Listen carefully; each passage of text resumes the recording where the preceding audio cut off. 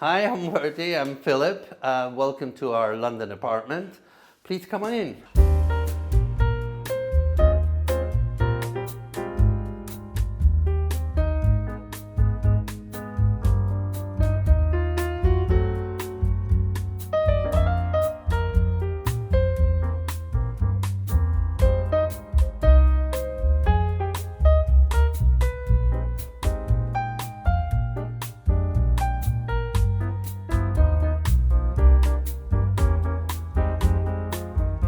You're watching Homeworthy, where we believe every home has a story. Before today's episode, click the join button below to support all of the storytelling we do on this channel.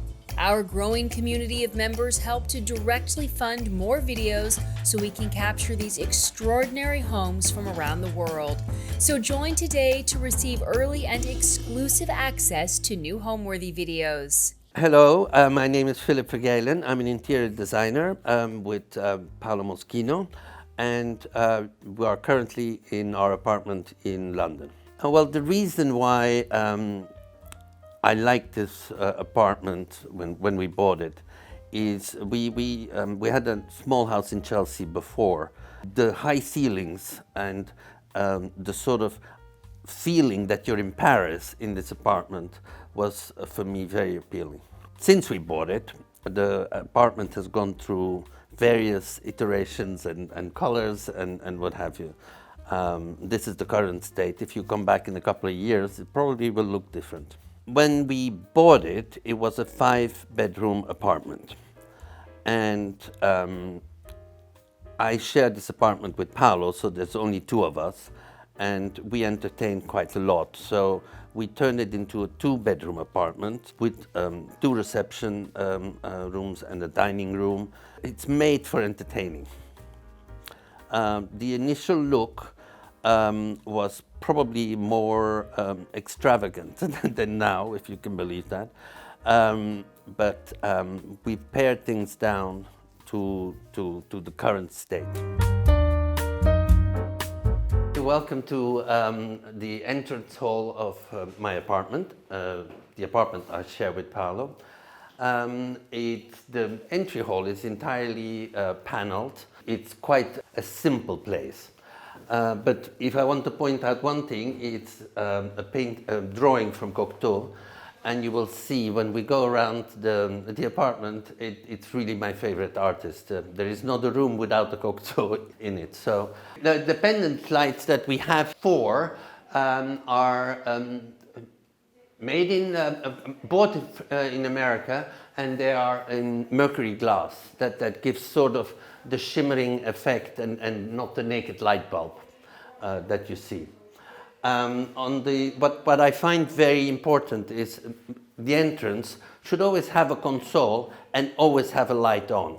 There's nothing more annoying than when you go out and you come back, you want to find a light on the console. It's painted in a very pale gray, and that gives it, you know, a fresher feeling, and maybe it doesn't feel so narrow than perhaps it looks like in the pictures. The other interesting object in this entrance hall is this piece. This piece. It's called a gogot. It looks like a piece of sculpture, but it's not. It's just this is created by nature, and it's 30 million years old. The flooring is original.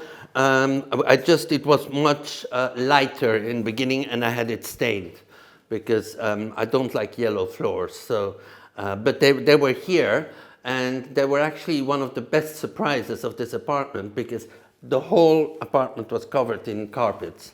So we took the carpets away and found the original flooring. From the entrance hall, I will now take you to our drawing room, which is the room where we receive our guests for drinks. I know immediately when I like things. It's the same thing when I'm the best shopper. I know if I like something, I buy it. I'm not, I hate or I love. I'm rarely in the middle, and I love this apartment from first sight. I think what you will see when we go around the apartment, there is not a single room that doesn't have several Jean Cocteau drawings. We have a quite substantial collection of Jean Cocteau, and that is very typical. It's also typical that it's a French artist, and a lot of what you see, it comes from different periods and different origins. There is a French feeling in this apartment, and that's what I want. So here we are in the drawing room. It's very obvious in this room is how much I love the artist Jean Cocteau. Every piece of art in this room is by the same artist, from the large Jean Cocteau over the mantelpiece to a wall full of Jean Cocteau drawings. This is the room where we, when we entertain people, this is where we start. So people come in here and we serve drinks in here before dinner. There's a funny story about one of the objects here. As you can see, there's many objects, but the funniest one is this dove. And we found it in a flea market in Rome for literally nothing. And it turns out to be by a famous artist called Botero. So that was a bit of luck that we had. The other piece is from Mitorage, and the third one is Berrocal. The final piece I want to talk about is, for me, something very precious. It's a gift from a friend, but it started as a client. And it was a birthday gift, but the text says that we started as clients and ended up friends forever. So I thought that was a nice gift. The fireplace is working. It's gas because real logs are not permitted in central London, but it's something that is on most of the time in the winter. Now it's too warm to make it work, but it definitely works. And you can see something that I said previously. What makes a home is, for me, there's flowers in every room and there's books everywhere, even underneath the sofa, because I run out of space where to put them. In the first design of this room, the mirror was not around the fireplace. The mirror was where the bookcases are now, and the fireplace was empty. Then when we bought the bookcases, then we turned it around because we wanted to have the mirror around the fireplace. The bookcases are actually designed by Billy Baldwin for the Library of Cole Porter. These lamps are part of our collection. I bought the original pair, and then we cast them and we sell them. This is my design, this leopard. I told my mother I was going to have a leopard carpet in my my living room. She said, "Oh my God, you're becoming a dictator style." But I think the white sofas sort of calm it down and go well with the carpet. These pair of chairs are 1960s vintage from a designer called Paolo Buffa, Italian. They're quite unusual design because it has the back that goes down. That's what's unusual about it. Well, the window treatments are very simple, and because we have two connecting rooms, they're the same in both rooms. It's the white linen from Belgium, and the sheer blinds are also linen from Belgium. I'm a great fan of low lighting. I never, if I can, put a chandelier or a pendant in a sitting room. I think low lighting makes people look better rather than getting the light from above. Sideboard is by a famous American designer, Robson Gibbons. One of my favorite drawings for Jean Cocteau is this one, and it's a portrait of Luisa Casati, La Marchesa Casati, who was a legendary person in early 20th century in Venice. But it shows how crazy she was. She was famous for walking her leopard on around Venice. Well, I have a quite abnormal career history. I've always been passionate about interiors and design, but when I graduated from university, which was a business school in Brussels, I started a career with American Express. And I stayed with American Express for 17 years. I was At the end, I was global head of marketing for American Express. I lived everywhere, from New York to Washington to Frankfurt to then in London. And then things changed, and I left American Express and I started my interior design career with Paolo Moschino. Paolo and I now own the business together, and we run the business together. I'm mainly in charge of the interior design. I do projects all over the world. Just finished the house in Amidst, doing several hotels in Italy, a chalet in Courchevel, chalet in Stade. I travel a lot. Paolo takes care of all our shops. We have 3 shops in London and a showroom in the design center. And he's in charge also of all the merchandising, the fabrics, the lighting, and the furniture collections we sell. I have strong opinions, and I must say that whilst Paolo has great ideas, he is easy to work together. So our style is very compatible. So most of the time, I get my way anyway.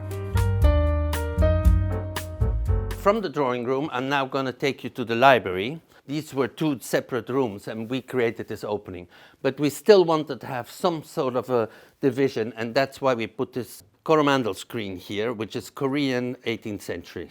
The flowers are Japanese, also 18th century, and they are made in wood and gilded, and they were traditional offerings to the gods for good luck or whenever people prayed.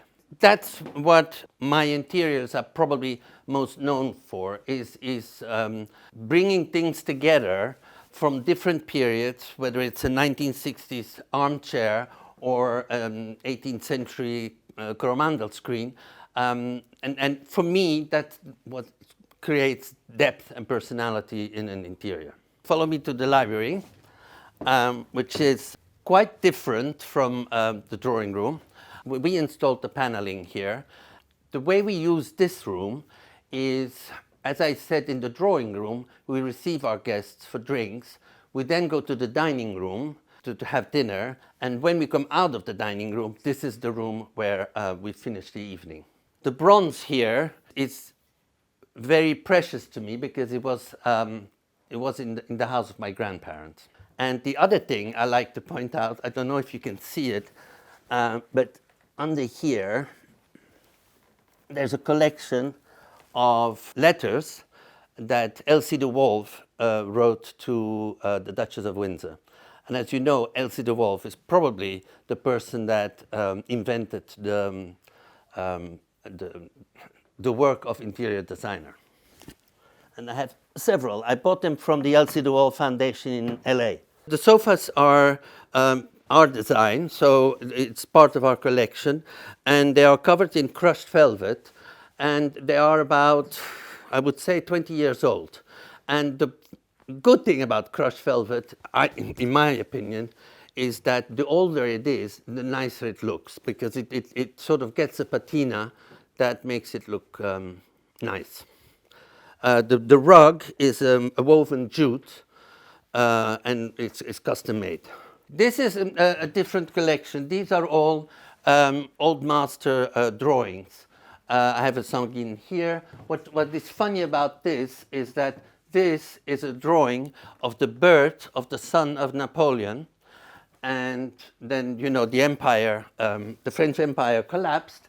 And above, you see the drawing of the death of that same person in Austria. Because of the paneling, we had a door here, but we continued the paneling. I didn't want to stop the paneling, and that's why, you know, it's a normal door, but just clad in the same paneling. So there are pops of blue in this room, and it really started with this pair of armchairs that used to belong to the Duchess of Windsor in her Paris house. The artwork above the fireplace, I have absolutely no clue who painted it. It was at Christie's. I remember I was traveling. I saw it and I said, Paolo, buy this painting at any cost. Wasn't a lot, but since then I've always loved this painting. Somebody should tell me who painted it. This door is hiding a television. I won't open it. And a lot of objects that sometimes I take objects out and I put another one in there. And then these doors are full of books. Most of the lamps in this room actually are vintage lamps. So most of them, we bought mainly in Paris. We go very often to the Puce, which is the flea market in Paris, and or we bought them in auction. This is how, sometimes things get out of hand. I buy one box and then I see another one, and then all of a sudden I have 12 Coromandel boxes. But I like the way it reflects the screen that is the divider in this room. So there are tables everywhere, and that is, yes, it's very much to make the room comfortable and for people to be able to put their drinks down. The one object I'd like to show you is this one, which is the travel inkwell of the last Tsar of Russia. As I said, there's a collection that reflects most of it actually are gifts. This is an Italian object, and it's for good luck. The sign is like this, to ward off evil spirits. And another inkwell that I have, it's belonged to the mother of the last Tsar of Russia, and she was obsessed with polar bears. So this is supposed to reflect a glacier with a polar bear on top of it. Well, here you see our love of Coromandel again, although this is not Oriental. It's an English 18th century desk, but with Oriental decorations. The piece on here is from the Christian Dior collection from the 1950s, and I just thought it was a beautiful object. As I said earlier, this is where our parties end, but there's one room that I would like to show you which is a dining room, which is where we go now. Do I consider myself a maximalist? Not really. It's just the fact that I'm a hoarder and I'm a shopper and I like buying things. And then what you see here, the version of the flat now, is the edited version, because I continue to buy things, and if you open the cupboards, there's a million more objects in the cupboard. So I try to keep it calm, but the effect, it's definitely not minimalist. I think the way to find your personal style is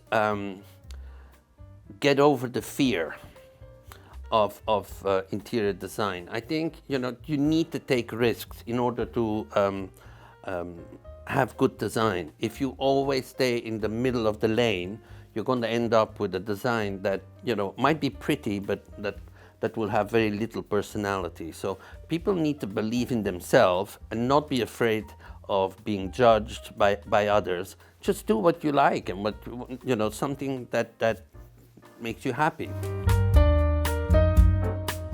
So from the library, we're now in the dining room, and as you can see, we're having dinner. We're having friends for dinner tonight, so the table is set for 6. And as I told you, there is another room in this house that doesn't have a Jean Cocteau.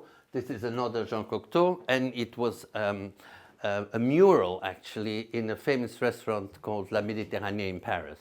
Our love for silver, I guess. The centerpiece is by Buccellati, and this is, but it has no flowers. So it shows that you can make a beautiful table, or I think it's beautiful, without flowers as well. We just use every object you can find in the house and put that on the table. 18th century silver chargers that we use. As I said, the centerpiece is by Buccellati, which is very famous for this type of silver that is fruits and vegetables and what have you.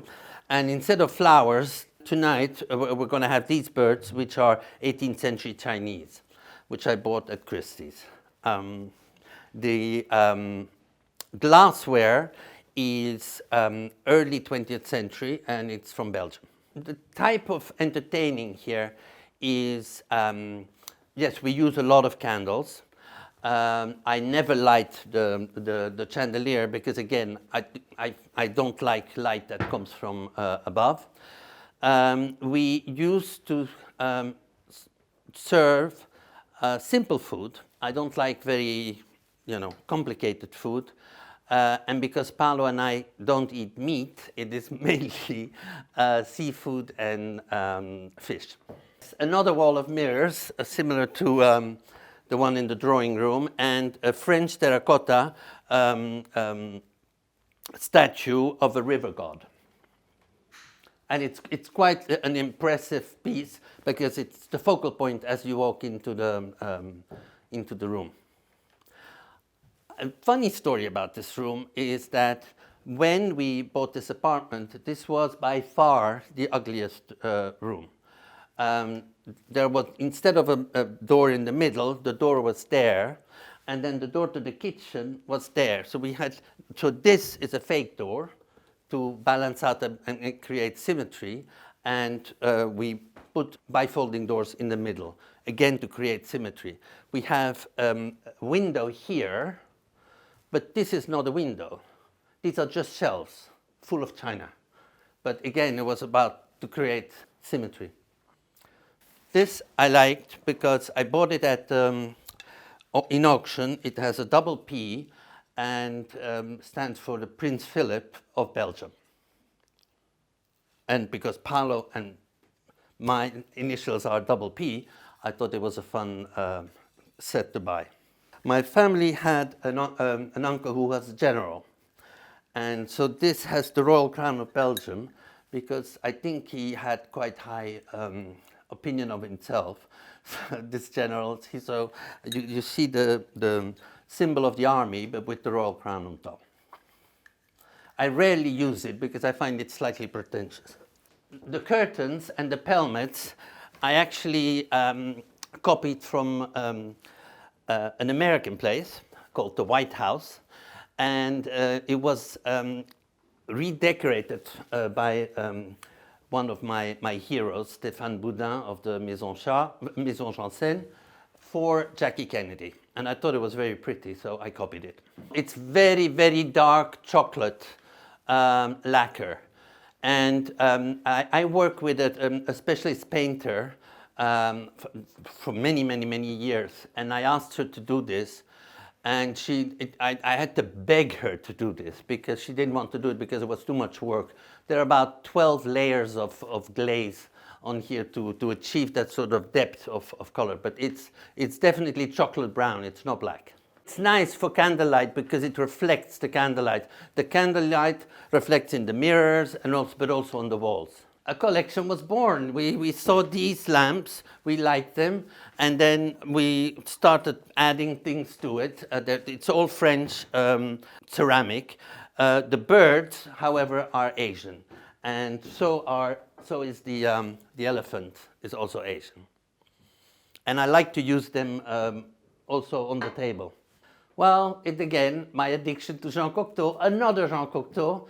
This time it's gouache, and it's a famous piece because it's called La Dame à la Licorne, so the unicorn lady. And I didn't want to hang it on the wall, so it actually stands on a Perspex easel.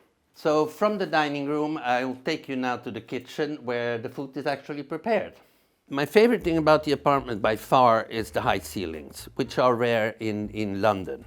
And there's just a certain look that you can acquire only if you have high ceilings. If you tried the same look in the same thing in an apartment with a meter less height, it would look completely different. What makes a home come alive is, for me, I like books, I like flowers, I like things that I can look at and things that bring a smile to my face. That's what gives it personality. So here we're now in the kitchen, and the piece behind me is English. It's 18th century. It's a painted piece of furniture, but with a lot of patina on it. This is where we keep all our silver, plates, candlesticks, anything you can think of. I think these candlesticks are quite amazing. They're English and 18th century. We use everything here. That's why it's not wrapped or anything, because we use this on a daily basis. And we're very fortunate because we have Eddie, who's our butler, and who is a master at setting tables. This beautiful, I think, beautiful silver basket was a gift from somebody you all know, Bunny Williams, and it was to celebrate our collaboration that started 2 months ago. To be fair, I never cook. I can't cook. I can't even make an omelette. But it needs to be practical for cooking purposes. I don't think a moody kitchen is convenient. I always like dining rooms separate from the kitchen. I rarely do open plan kitchens. But it's also because I really like having guests and I like entertaining, and I think it's easier if you have a dining room. This is an old table that we bought. It weighs an absolute ton because of the marble top. It's an oak English table with a very thick Carrara marble top. We used to have a central chandelier here, but when we bought the house in West Sussex, I wanted to use that chandelier there, and so temporarily we put these two pendants. Temporarily has now become 3 years. I still don't like them, so I must get the courage to replace them soon. Now we're done in the kitchen, and I want to show you the rest of the apartment. Let's go to the bedrooms. I don't have a favorite color or a favorite pattern that changes, but most importantly, what I try to do is to understand the personality of my clients and try to give them a platform that reflects their personality. It should not reflect mine. It's not my house that I'm decorating. This house reflects me because it is my personality. But what is most important is when a project is finished, I don't want people to walk in and say, oh yes, this is Philip. No. This should be reflecting the owner's personality.